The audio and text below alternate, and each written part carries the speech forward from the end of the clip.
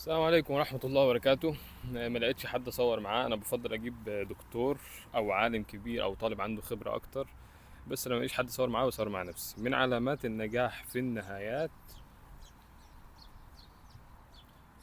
اللجوء الى الله في البدايات.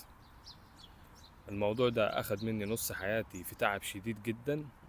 كنت يعني بسبب فكرة واحدة. والنص التاني كنت ملك زماني، والحمد لله خدت كل اللي انا عايزه. ولما حد من الناس كان يجي يحكي لي ساعتها يعني في الوقت ده عن التعب اللي كان بيمر بيه، وفي الاخر ان هو يعني تعب نفسه كتير على الفاضي وعمل وعمل وعمل وتلاقيه كده ساخط ومش راضي وبتاع، كنت انا بستعجب. كنت انا بالنسبه لي الموضوع ايه يا اخوانا، مش للدرجه دي. اول ما دخلت الكليه وكده مريت بقى بالفتره دي. هو ايه حصل اصلا من الاول يعني؟ عشان نفهم بس. من علامات النجاح في النهايات اللجوء الى الله في البدايات. هو ايه حصل لي يعني؟ انا كنت في ثالثه ثانوي يعني. البني ادم اللي هو ماشي متوكل على الله وبيلجأ الى الله وبيذاكر بيعمل اللي عليه وخلاص، بس الله اولا. تمام. ولا حول ولا قوة له الا بالله. كان الموضوع يعني كنت ملك زماني. ملك زماني بالحاجتين دول. الله اولا ولا حول ولا قوة الا بالله. هنقول يعني ايه الله اولا؟ ان احنا كلنا واقعين في الحكاية دي. طيب جيت بقى في تانية كلية وتالتة كلية وكده ما شاء الله يعني ايه، اتفرجت مش عارف ديفيد جوجنز والى اخره. الناس دي عشان هم مش مسلمين يعني خلوا دماغ الواحد كلها متسيستمة ان انا واجتهادي وحرصي الشديد. وده شيء خطر جدا.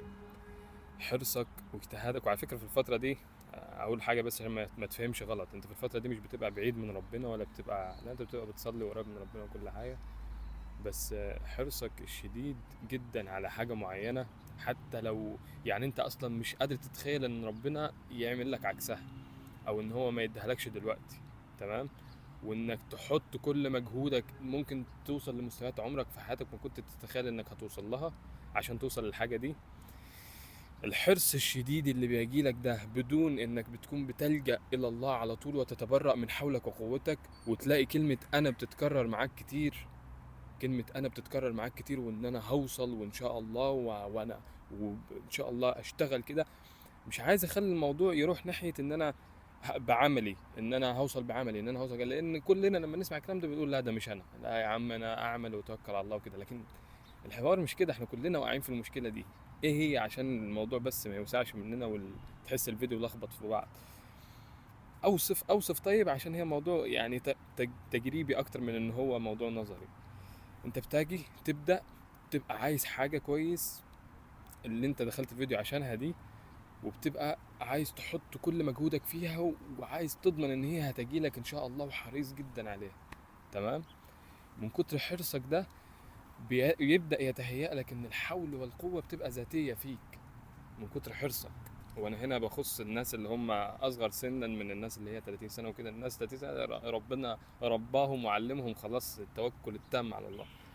وبتبدأ انت بقى ايه، يعني تستخدم كل حول وقوة اداها لك ربنا انك توصل للحاجة دي كويس جدا، وتعمل حاجات صعبة. حاجات صعبة بمعنى الكلمة. تمام.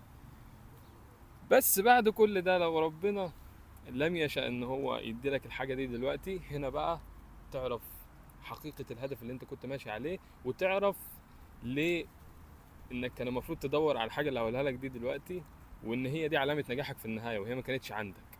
من علامات النجاح في النهايات الرجوع إلى الله في البدايات. ما كنتش يعني بتتبرأ من حولك وقوتك. كانت كلمة أنا بتتكرر معاك كتير.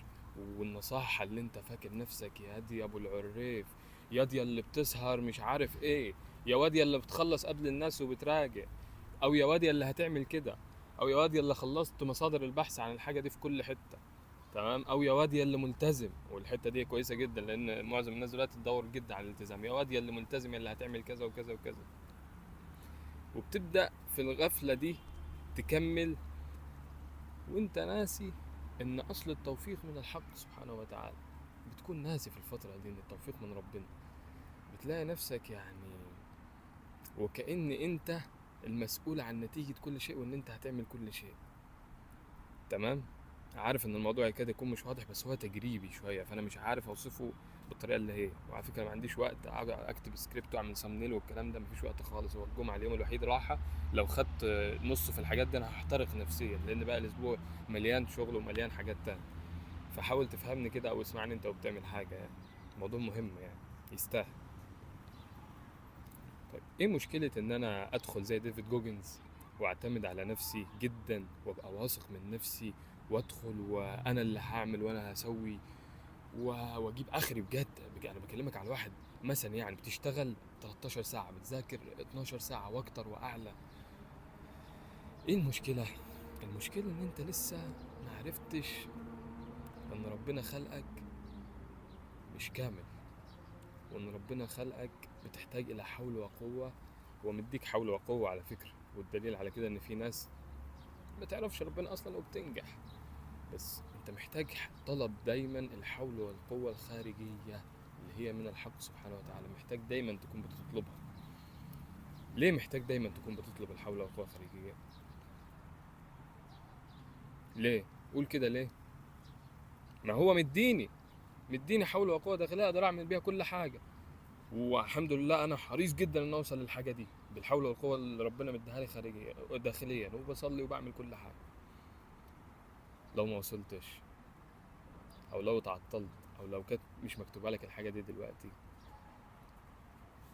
تروما، زعل شديد جدا، صدمه، مقارنات، عدم رضا، جحيم. جحيم.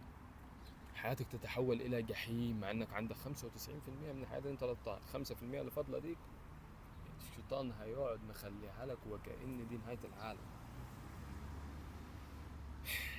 تمام. هتتعب. هتتعب. مش لازم اقعد اقول لك كلام نظري وتطلع منه بحاجه اللي هي ايوه بسم الله الرحمن الرحيم. اسمع وبس.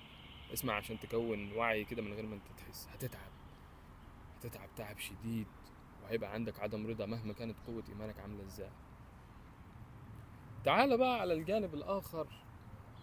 بني ادم ملك زمانه. يعني ايه ملك زمانه؟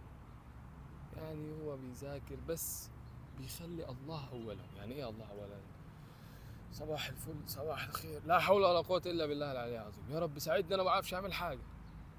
ايه ده؟ يا رب ساعدني انا ما بعرفش اعمل حاجة. يا رب انا من غيرك ما اعرفش اعمل حاجه. يا رب ساعدني عايز اوصل. يا رب اعمل دي ازاي. يا رب اعمل دي ازاي حتى وانا بعمل الفيديو ده. يا رب هكلم مين غيرك؟ هعمل ايه من غيرك يا رب؟ الاذان اذن وفاضل له نص صفحه هيموت عليها. لا ما تستعبدوش النص صفحه، ولا ضميره يستعبده، لان هو عبد لله فقط. عبد لله. يقوم قافل الكتاب ويروح يصلي على طول. تمام. وهكذا وهكذا وهكذا. ما تستعبدوش مذاكرة ولا ضمير ولا خوف ولا قلق يستعبده ولا حاجة. إن هو ماشي بالله فبيدخل يكسر في الصخر. طيب كلام جميل جدا. بيعيش ملك زمانه يعني وبيرتاح، وربنا بيوفقه كتير جدا، وبيوفقه وهو مرتاح وما عندوش الصعوبة اللي عند الشخص التاني دي اللي هي كانت هتموته وتستنزفه. اه تخيل بقى. ايه رأيك بقى؟ واحد طالع عين اهله وتعبان وبص يعني، والتاني عايش ملك زمانه. ده ياخد اللي هو عايزه اغلب الاوقات يعني، والتاني ده يعني حتى لو وصل اللي هو عايزه ساعات بيبقى يركن اليه. تمام. ويلاقي نفسه برضه ساعات تعب واكتئب والى اخره. وانا بكلمك تجارب، مش بكلمك كلام اللي هو يروح لربنا ده الطريق الصح. انا بكلمك تجارب وحشه. تجارب وحشه ابعد بعيد منها على قد ما تقدر. المهم. طيب ازاي بقى امشي في الاشياء؟ ابقى الجا الى الله في البدايه ازاي؟ تبرأ الى الله تماما من حولك وقوتك. على سبيل المثال هدي مثالين. المثال الاول، دايما، والناس المجتهدة ان شاء الله تعرف الكلام ده، دايما الحاجة اللي هتعطلك عن الهدف اللي انت ماشيله في النص وهتوقف استمراريتك وهتقسم ظهرك، الحالة الذهنية اللي بتجيلك ان كل شيء اتمسح. مش فقدان شغف، ان كل شيء اتمسح حقيقة. يعني الحاجة اللي انت كنت عايز توصل لها دي ما بقتش تهتم بيها من كتر التعب، ما بقتش عايزها من كتر التعب، انا ليه بعمل كده، انا هستفاد ايه، انا الاسئله دي والحاجه اللي بتتمسح، تلاقي مفيش رغبه، مش مفيش شغف، مفيش رغبه اصلا ان انا اوصل الهدف ده اللي هي كانت بتحركني. تمام. فده اصعب حاجه بتجيلك في نص الهدف، وده اللي بتكسر يعني رقاب ناس كتير وبتخليهم يقفوا. طب الشيطان انا وماشي دلوقتي وعندي هدف اهو جديد، بسم الله الرحمن الرحيم، نبتدي بدايه جديده وكده، بدا يفكرني يقول لي لما تاجي الحكايه دي هتعمل ايه.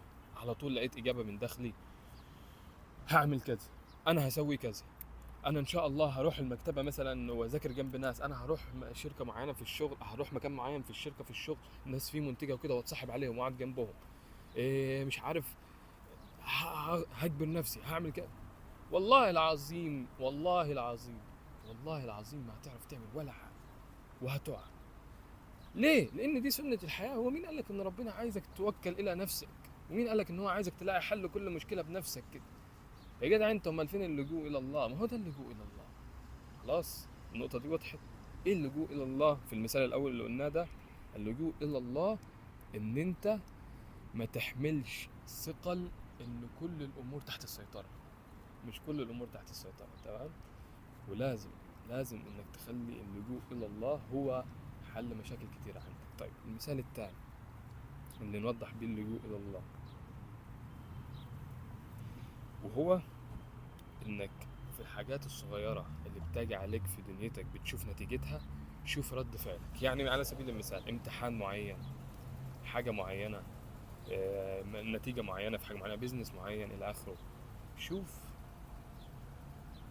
نتيجة الحاجة دي لو طلعت أقل مما تتوقع، أنت بتعمل إيه ساعتها؟ عشان ما تتوهش مني، ده تاني مثال بنشوف فيه إزاي يبقى اللجوء إلى الله سبحانه وتعالى. المثال الأول خلاص، عايز تروح تراجعه، احنا قلنا اللي فيه. تمام. ان انت تحل معظم المشاكل بالله، وانك تتبرأ من حولك وقوتك تماما، وده موضوع مش سهل. المثال التاني ده ان انت تراقب نفسك، انت بتعمل ايه لما نتيجة حاجة معينة وممكن تكون انت اشتغلت فيها كويس جدا تبقى اقل شوية من اللي انت كنت متوقعه. هنا ربنا بيربيك وبيوريك حقيقة نفسك وحقيقة الهدف اللي انت ماشي له. انا يا عم ماشي الى الله، هدفي ان انا ابقى مع الله، وربنا هيسهل لي كل حاجة وهيديني كل حاجة، بس مجرد ما انا ابقى معاه. خد نتيجة اقل شوية من اللي انت متوقعه. لا حول ولا قوة الا بالله. يعني الواحد يعمل ايه يعني؟ يعني ازاي حد اجتهد اقل مني بالنص وانا ما اجيبش وهو يجي؟ يعني الواحد انا مش فاهم انا اعمل ايه. طب انا عملت كل حاجة، طب يعني، ومش بتبقى في الاول الحكايه دي، بتبقى شويه قدام تلاقي نفسك تروماتايزد كده. ليه طيب؟ ليه؟ انا مش عارف ايه، كنت محتاج الحاجه دي جدا، ولاقي نفسي الشيطان جاي لي في بدايه كل حاجه جديده، يا انت ما اتعلمتش، ده انت هيتكسر بنافوخك الارض، ده انت مش هتاخد اللي انت عايزه، ده انت جربت يا حبيبي اهو. فما تقعدش بقى يعني تهلك نفسك كتير وما تجيبش اخرك. لا اجتهد شويه بس ما تجيبش اخرك، وما تعملش كل اللي هو ايه الاجتهاد الحقيقي بتاع الرجاله، ما تجيبش اخرك. خلاص. ساعتها لو انت سمعت كلام الشيطان ده ولقيت نفسك اتضايقت وما رضيتش وكده، يبقى خد بالك ان انت هدفك من الاول ما كانش ان الله اولا، ما كانش لجوء الى الله حقيقي. لان لو هدفك كان ليه علاقة بالله فهو كان شايفك وانت ماشي كل ده. لكن انت الاولوية الاولى اللي كنت متدارية كده ومغطي عليها وانت مش واخد بالك، مش انت اللي مغطي عليها، انت مش واخد بالك، دي طبيعة نفسك، ان انا عايز حاجة هي دي، والحاجة دي تسبق الله وتسبق اللجوء إلى الله. دي كانت حقيقتك. ربنا لازم يوريها لك في ان هو يختبرك مرة معينة، ان هو يديك اقل من الحاجة اللي انت كنت عايزها. ليه؟ بيربيك. ما هو لو على الدنيا امرها قريب جدا جدا، اقرب مما تتخيل. الدنيا ليها 50,000 باب ربنا يجيب لك منه رزق. فخليك مع الله، لان الله الموت قريب. انت مات لك كام واحد وشفت كام واحد بيموت قدامك، وانت زيهم ومحدش مهتم بيك بعد ما تموت خلاص. فهو مش عايزك تتعلق قوي بحاجة هو كن فيكون هيديها لك، او حاجة ليها 50,000 باب، انت بس عقلك يوحي ليك ان هو ده اللي انا عايزه، هو ده نجاتي، هو ده مستقبلي. ومش عايزك تبقى عبد الا ليه. لذلك لازم يربيك. ليه؟ لانه بيحبك حب حقيقي، بيحبك بجد، وهو جميل مش هيسيبك. لازم يربيك. لازم يربيك حتى لو انت لعنت الأقدار. شوف تخيل، حتى لو انت كرهت الأقدار لازم يربيك، وعارفك متسرع وعارفك طايش عشان الشباب وكده، لحد ما تكبر وتبقى في الآخر نجحت في اختبار الحياة ده اللي هو التسليم. تبقى وصلت لأعظم مرحلة في حياتك اللي هو التسليم التام.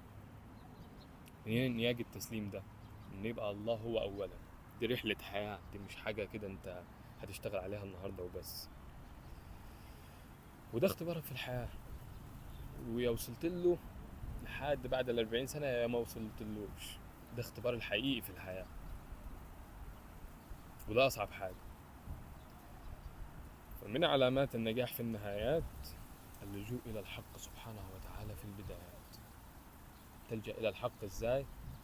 تبرأ من حولك وقوتك، وبطل كلمة أنا دي خالص، وما تفتكرش إن أنت بتعرف تعمل أي حاجة. أرجوك، هتتكسر وهتتعب. حتى لو عملت 3 أضعاف آخر حاجة تقدر تعملها هتتكسر لأن أنت بتبقى ساعتها ناسي توفيق ربنا.